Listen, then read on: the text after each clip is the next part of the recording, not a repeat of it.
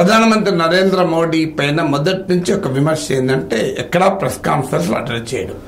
అసలు మీడియాకి ఇంటర్వ్యూలు కూడా రేర్. ఏదో సెలెక్టెడ్గా తన అనుకూల జర్నలిస్టులు అర్నబ్ గోస్వామి లాంటి వారు చాలా వంగి ఇంటర్వ్యూలు చేస్తుంటారు. అది మినహా తనను గట్టిగా ప్రశ్నించే ఓ రవీష్ కుమార్కో, రాదీప్ సర్దేశాయ్కో, ఓ కరణ్ థాపర్కో ఎప్పుడు మోడీ ఇంటర్వ్యూ ఇవ్వడు. గుజరాత్ ముఖ్యమంత్రిగా ఒకసారి కరణ్ థాపర్కి ఇంటర్వ్యూ ఇస్తే 2 నిమిషాల్లో ఇంటర్వ్యూ నుంచి లేచిపోయాడు, నేను నీ క్వశ్చన్లకు ఆన్సర్ చెప్పా అని. అందువల్ల మోడీ ఎప్పుడు కూడా ఇంటర్వ్యూలు ఇవ్వడం కూడా రేర్. ఇచ్చినా తన అనుకూల జర్నలిస్టులకు మాత్రమే ఇస్తాడు. ఇప్పుడు కూడా ఎన్నికల సందర్భంగా దేశంలోని అన్ని భాషల్లోనూ వివిధ ప్రాంతాల్లోనూ ఉన్న మీడియా సంస్థలకు పిలిచి ఇంటర్వ్యూలు ఇస్తున్నారు. కానీ అవి కూడా మీరు ఎవరినైనా అడగండి, మేనేజ్డ్ ఇంటర్వ్యూస్. అంటే పిఎంఓ అనే ప్రైమ్ మినిస్టర్స్ ఆఫీసే క్వశ్చన్ డిసైడ్ చేస్తే, లేదా మీడియా క్వశ్చన్ డిసైడ్ చేసినా పిఎంఓ క్లియరెన్స్ ఉండాలి. వాటి క్లియర్గా పిఎంఓ క్లియరెన్స్ లేకుండా ఏ ప్రశ్న ఇంటర్వ్యూలు ఉండదు. ఆ తర్వాత ఆ ఇంటర్వ్యూలో ఎక్కడ హార్డ్ ఈటింగ్, మోడీని ఇబ్బంది పెట్టే ప్రశ్నలు, మోడీ అప్రూవ్ చేయని ప్రశ్న ఉండకూడదు. సో ఈ జాగ్రత్త ఎప్పుడు మోడీ తీసుకుంటూ ఉంటాడు. సో అసలు press conference, live press conference ఇంతవరకు అటెండ్ కాలేదు. ఒక్కసారి వైట్ హౌస్లో ఇటీవల బైడెన్ కలిశాక వైట్ హౌస్ ప్రోటోకాల్ ప్రకారం ఇద్దరు దేశాధినేతలు మీడియాను అడ్రస్ చేయాలి, ఇండియన్ అండ్ అమెరికన్ మీడియాను. ఆ ప్రోటోకాల్ కూడా మేము పాటించామని పెద్ద ఒత్తిడి భారత ప్రభుత్వం చేసింది. ఇది అమెరికన్ మీడియాలో వచ్చింది, ఇండియన్ మీడియాలో వచ్చింది. కానీ వైట్ హౌస్ తన ప్రోటోకాల్ బ్రేక్ చేసుకోవడానికి సిద్ధంగా లేకపోవడంతో అనివార్యంగా వయా మీడియాగా మధ్యవర్తి 2 క్వశ్చన్లు, ఒక అమెరికన్ జర్నలిస్ట్ క్వశ్చన్, ఒక Indian journalist question Biden Modi తీసుకున్నారు. అందులో కూడా ఒక అమెరికన్ జర్నలిస్ట్ అడిగిన ప్రశ్నను ఆమెను విపరీతంగా ట్రోలింగ్ చేశారు. ఎందుకంటే ఆ ప్రశ్న మోడీని కాస్తంత ఇబ్బంది పెట్టినట్టు భావించారు. సో అందువల్ల ఇలా ప్రెస్ కాన్ఫరెన్స్ మౌనమునిగా బీజేపీ చేత విమర్శలు ఎదుర్కొన్న మన్మోహన్ సింగ్ కూడా ఈవెన్ విదేశీ పర్యటనలకు వెళ్ళేటప్పుడు కూడా ఆన్ బోర్డ్, అంటే విమానంలో కూడా మీడియాను అడ్రస్ చేసేవారు. ప్రెసిడెంట్ ఒబామా లాంటి వాళ్ళు వచ్చినప్పుడు కానీ, మన్మోహన్ సింగ్ విదేశాలకు వెళ్ళినప్పుడు కానీ అనేక సందర్భాల్లో జాయింట్ ప్రెస్ కాన్ఫరెన్స్ అడ్రస్ చేశారు. సో మన్మోహన్ సింగ్ నార్మల్గా మాట్లాడడం చాలా తక్కువ, బై నేచర్ స్వాభావికంగానే ఎక్కువ మాట్లాడాడు. నరేంద్ర మోడీ అద్భుతంగా మాట్లాడగలిగే సామర్థ్యం ఉన్న వ్యక్తి, మామూలు సామర్థ్యం కాదు. కానీ మోడీ పైన విమర్శలు ఉన్నాయి, టెలిప్రాంప్టర్ లేకుండా మాట్లాడండి, అదే నేను తప్పనను. ఎందుకంటే ఎక్స్టెంపోర్గానే మాట్లాడాలని రూల్ ఏం లేదు ఇక్కడ. అందులో ప్రైమ్ మినిస్టర్ స్థాయిలో ఉన్న వ్యక్తి ఒక పొరపాటున ఒక పదం దొరికినా చాలా ఇష్యూస్ ఉంటాయి. అందువల్ల టెలిప్రాంప్టర్ ఉపయోగించడం నేరం కాదు. కానీ లైవ్ ప్రెస్ కాన్ఫరెన్స్, లైవ్ క్వశ్చన్లు తీసుకోరు. ఎందుకు అని చాలా మంది ఇప్పటిదాకా అడుగుతూ ఉన్నారు. అంటే దానికి ఇవాళ నరేంద్ర మోడీ ఆన్సర్ చెప్పారు. ఆస్తక్ ఇచ్చిన ఇంటర్వ్యూలో ఈ ప్రశ్న అడిగారు. దానికైనా సమాధానం చెప్తూ నేను పార్లమెంటుకు జవాబుదారిని, మీడియా కాదు అంటాడు.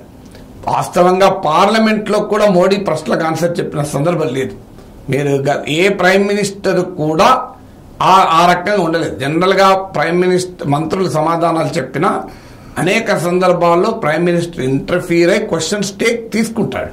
నేను శాసన మండలిలో అనేక సార్లు రాజశేఖర రెడ్డి ముఖ్యమంత్రిగా, మీకు కిరణ్ కుమార్ రెడ్డి ముఖ్యమంత్రిగా, కేసీఆర్ ముఖ్యమంత్రిగా ఉన్న సమయంలో చాలా ప్రశ్నలు అడిగినప్పుడు ముఖ్యమంత్రి సమాధానం చెప్పిన సందర్భం కూడా ఉంది. అందువల్ల ముఖ్యమంత్రులైనా ప్రధానమంత్రులైనా they take questions in parliament and legislature. అందువల్ల మోడీ ప్రైమ్ మినిస్టర్గా పార్లమెంట్లో ఆన్సర్ చేసిన క్వశ్చన్స్ కూడా నెగ్లిజిబుల్. కానీ నేను పార్లమెంట్కి అకౌంటబుల్ అన్నాను. పార్లమెంట్కి అకౌంటబుల్ ఉండాల్సిందే. పార్లమెంట్ ద్వారా భారత ప్రజలకు అకౌంటబుల్, కానీ మీడియా ద్వారా కూడా భారత ప్రజలకు అకౌంటబుల్. మీడియా అనేది ఫ్రీడమ్ ఆఫ్ ఎక్స్ప్రెషన్ కాదు, ప్రజల రైట్ టు నో లింక్. మా పార్లమెంట్ నేను జవాబుదారి అంటే అల్టిమేట్గా పార్లమెంటు ప్రజలంతా పార్లమెంట్కి వెళ్ళి చూడరు కదా, మీడియా ద్వారానే చూడాలి. అందువల్ల మీడియాకు ప్రెస్ కాన్ఫరెన్స్లో క్వశ్చన్లు తీసుకొని ఇండిపెండెంట్ జర్నలిస్టుల ప్రశ్నలు, ఈవెన్ అడ్వర్సోరియల్ జర్నలిస్టులు అంటే మోడీని ప్రశ్నించేటువంటి జర్నలిస్టుల ప్రశ్నలు కూడా తీసుకొని దానికి సమాధానం చెప్పగలిగినప్పుడే ఆ ఇమేజ్ కూడా పెరుగుతుంది, ఆ అకౌంటబిలిటీ కూడా పెరుగుతుంది. అది మోడీకి సామర్థ్యం లేదని అనడం లేదు, కానీ మోడీ వ్యూహంలో భాగంగా ఎన్నడూ మాట్లాడలేదు. అందువల్ల పార్లమెంటరీ జవాబుదారీనే మీడియా కాదు అనడం ఫండమెంటల్గా కరెక్ట్ కాదు. డెమోక్రసీలో రాజకీయ నాయకత్వం ప్రజలకు జవాబుదారీగా ఉండే మార్గం మీడియా. అందుకే మీడియాకు ఈ స్వేచ్ఛ ఇచ్చారు. భారత రాజ్యాంగంలో ఎక్కడా మీడియా స్వేచ్ఛ అన్న పదం లేదు. చాలా మంది తెలియదు. మీ ప్రెస్ ఫ్రీడమ్ ఆఫ్ ప్రెస్ అన్న పదమే లేదు. రమేష్ థాపర్ వర్సెస్ రమేష్ థాపర్ కేసులో భారత సుప్రీంకోర్టు ఒక తీర్పిచ్చింది. ఆర్టికల్ 19(1)(a) పౌరులందరికీ భావ ప్రకటన స్వేచ్ఛనిస్తోంది. ఆ భావ ప్రకటన స్వేచ్ఛకు ఎక్స్టెన్షనే మీడియా స్వేచ్ఛ అని చెప్పింది. అందువల్ల Ramesh Thapar versus state of Madras కేసులో సుప్రీంకోర్టు ఇచ్చిన హిస్టారికల్ జడ్జిమెంట్ ఆధారంగానే పౌరుల భావ ప్రకటన స్వేచ్ఛని మీడియా స్వేచ్ఛగా భావిస్తాం. ఎందుకు ఇది మీడియా స్వేచ్ఛనిచ్చిందంటే కారణం వారు మీడియా ద్వారా మన రాజకీయ నాయకత్వమే కాదు, న్యాయ వ్యవస్థ అన్ని అంగాలు ప్రజలకు జవాబుదారిగా ఉండడం. అందువల్ల మోడీ క్లెయిమ్ ఫండమెంటల్గా కాన్స్టిట్యూషనల్ ప్రిన్సిపల్స్ ప్రకారం కరెక్ట్ కాదు. ఇక మోడీ ఇంకో మాట కూడా చెప్పాడు. మీడియా ఒకప్పట్లాగా లేదు, మీడియా తటస్థం కాదు, మీడియా ఫేస్లెస్ కాదు ఒకట్లాగా. ఇప్పుడు మీడియాలో ఉన్న జర్నలిస్టులకు కానీ మీడియా సంస్థలకు కానీ వాళ్ళకు ఐడియాలజీ ఉంటుంది, వాళ్ళ నమ్మకాలు ఉంటున్నాయి, వాళ్ళ విశ్వాసాలు ఉంటున్నాయి, వాళ్ళేం ఇండిపెండెంట్ కాదు. అందుకు నేను మాట్లాడను అన్నాడు. ఈ మే బి రైట్. ఎందుకంటే తటస్థంగా మీడియా ఎందుకు ఉండాలి? తటస్థంగా ఉండడం ఎప్పుడు మీడియా పని కాదు. ఇండిపెండెంట్గా ఉండాలి. తటస్థం వేరు, ఇండిపెండెంట్ వేరు. ఒక విధానం తప్పైతే తప్పనగలగాలి, రైట్ అయితే రైట్ అనగలగాలి. తప్పుడు విధానమైనా నేను తప్పనను రైట్ అనను అనడం అనేది మీడియా తటస్థత. కానీ అది ఎప్పుడు కూడా ప్రజలకు ప్రజాస్వామ్యానికి మంచిది కాదు. ప్రజాస్వామ్యములో తప్పును తప్పు, రైట్ను రైట్ అనగలిగి ఇండిపెండెంట్ జర్నలిజం అవసరం. అందువల్ల మీడియాకు ఒపీనియన్స్ ఉన్నాయి, జర్నలిస్టులకు ఒపీనియన్స్ ఉన్నాయి. కనుక నేను మాట్లాడిన వాళ్ళతో అంటే వాళ్ళ ఒపీనియన్తో వాళ్ళు ఫస్ట్ అడిగితే నువ్వు కౌంటర్ ఒపీనియన్ చేయొచ్చు. That is the beauty of contestation, that is the beauty of argumentation కదా. ఆర్గ్యుమెంటేషన్ అంటేనే అది. ఎందుకంటే వాళ్ళు అడిగిన మనకు అసలు డెవిల్స్ అడ్వకేట్ అంటారు జర్నలిజంలో. ఒక సూత్రం ఏంటంటే journalist is a devil's advocate. అంటే నీ అభిప్రాయాలకు అనుకూలమైన ప్రశ్నలు అడిగారు. మోడీ గారు మీరు దేశాన్ని చాలా గొప్పగా డెవలప్ చేశారు కదా అని ప్రశ్న అడిగితే జర్నలిజం కాదు అది. ప్రశ్న ఏంటంటే మీరు దేశాన్ని చాలా గొప్పగా డెవలప్ చేశారని అంటున్నారు, కానీ మీ హయాంలో జీడిపి అంతకుముందు యూపీఏ ప్రభుత్వం కన్నా తక్కువ ఉంది, మీ హయాంలో అన్ఎంప్లాయ్మెంట్ పెరిగింది, లెక్కలు ఇవి ఏమంటారనాలి. అది అడ్వర్సోరియల్ జర్నలిజం. అది మోడీ విషయంలోనైనా రాహుల్ గాంధీ విషయంలోనైనా ఎవరి విషయంలో అలాగే అడగాలి. పొగడడం అనేది కాదు, పొగడ్తలు జర్నలిజం కాదు. అంటే ఎప్పుడు కూడా adjective is the enemy of journalism అంటారు. జర్నలిజం యొక్క పాత్ర క్రిటికల్ అడ్వర్సోరియల్ రోల్, అంటే విమర్శనాత్మక పాత్ర పోషించాలి. సమాజం పట్ల, ప్రజల పట్ల, పబ్లిక్ డొమైన్లో ఉన్న ప్రశ్నల్ని రాజకీయ నాయకత్వం ముందుంచడమే జర్నలిజం. కానీ అందువల్లనే నేను మీడియాతో మాట్లాడాలని ప్రైమ్ మినిస్టర్ అంటున్నాడు. నిజంగా చెప్పాలంటే దాని కొరకే మీడియా మాట్లాడాలి. చాలా అడ్వర్సర్లు ఉంటారు. నాకు ఇప్పటికే గుర్తు, ఇందిరాగాంధీ అమెరికా వెళ్తే న్యూయార్క్లో ఆమె ప్రశ్న అడుగుతారు. అమెరికన్ మీడియా ఎంత వెస్ట్రన్ మీడియా ఆ రోజుల్లో అయితే ఇంకా చాలా ఎక్కువ ఇండియా పట్ల చిన్న చూపండి. పంజాబ్లో, కాశ్మీర్లో మానవ హక్కుల ఉల్లంఘన జరుగుతున్నది, దీనిపైన మీరు ఏమంటారు అని అడిగారు ఇందిరాగాంధీని.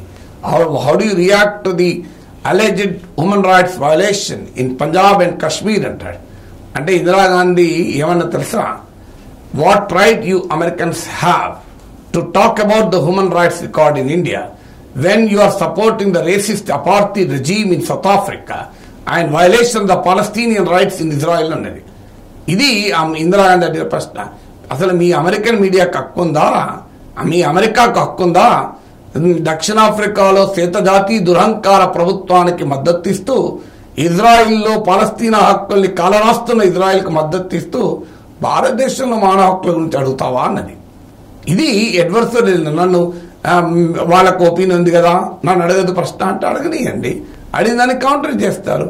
చాలా ఎంబరాసింగ్ ప్రశ్నలు కూడా ఆన్సర్ చేస్తారు. నేను గతంలో ఇద్దరికి ఇంటర్వ్యూలో చెప్పాను. నేనే అటల్ బిహారీ వాజ్పేయిని అడిగాను, what is the decision, what is the secret behind your decision to remain bachelor throughout the life అని అడిగాను. మీరు జీవితం అంతా బ్రహ్మచారిగా ఉండాలి అని తీసుకున్న నిర్ణయం వెనకాలన్న రహస్యం ఏంటి అని అడిగాను. దానికి వాజ్పేయి నవ్వి ఇట్స్ ఎ గ్రేట్ ట్రాజడీ అన్నాడు. అదొక విషాద గాథ అన్నాడు.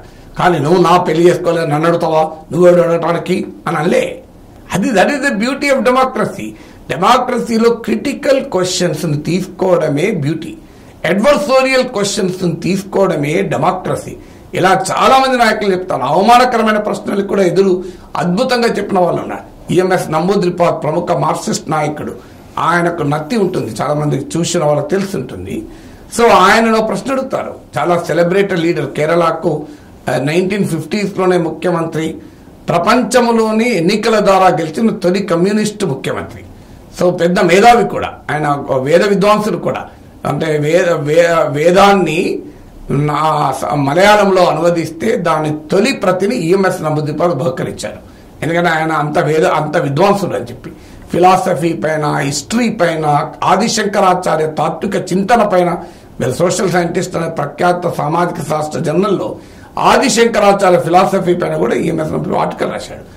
అంత పెద్ద మేధావికి నత్తుంది. నత్తింటి విద్య పోతుందా జర్నలిస్టులు అడిగారు.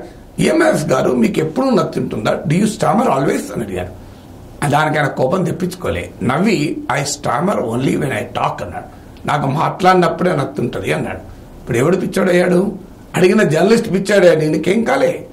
చంద్రశేఖర్ జనతా పార్టీ అధ్యక్షుడిగా ఉండే తర్వాత కాంగ్రెస్ మద్దతుతో ప్రధానమంత్రి అయ్యాడు.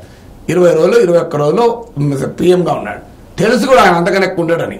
ఆయన మీడియా అడిగారు, ఏంటి ఇది ఎమర్జెన్సీలో కాంగ్రెస్ కు వ్యతిరేకంగా యంగ్ టఫ్ గా ఫైట్ చేశారు, ఇప్పుడు కాంగ్రెస్ మద్దతుతో 20 రోజులు ప్రైమ్ మినిస్టర్ అయ్యటానికి కాంగ్రెస్ పార్టీ మద్దతు తీసుకున్నారు, ఎందుకు దిగజారారు అని అడిగారు. చంద్రశేఖర్ దానికి అద్భుతంగా ఆన్సర్ చెప్పాడు. No one would climb Mount Everest to stay there forever అంటాడు. అంటే ఎవరెస్ట్ శిఖరం ఎక్కేవారు అక్కడ కాపురం చేస్తారని ఎక్కుతారా అన్నాడు. సో ఇలా ఇన్ని ఉదాహరణగా నేను 100 ఉదాహరణలు చెప్పగలను. Very very embarrassing, very very critical, very very adversarial questions అడిగినప్పుడే అద్భుతమైన సమాధానాలు వస్తాయి. Stronger the question, powerful is the reply. కానీ నేను మీడియాకు ఐడియాలజీ ఉంది, మీడియాకు బిలీఫ్స్ ఉన్నాయి, మీడియా తటస్థంగా లేదు, అందుకే నేను వాళ్ళ ప్రెస్ కాన్ఫరెన్స్ అడ్రస్ చేయను అని ప్రైమ్ మినిస్టర్ అంటే అది న్యాయమా? మీరే ఆలోచించండి.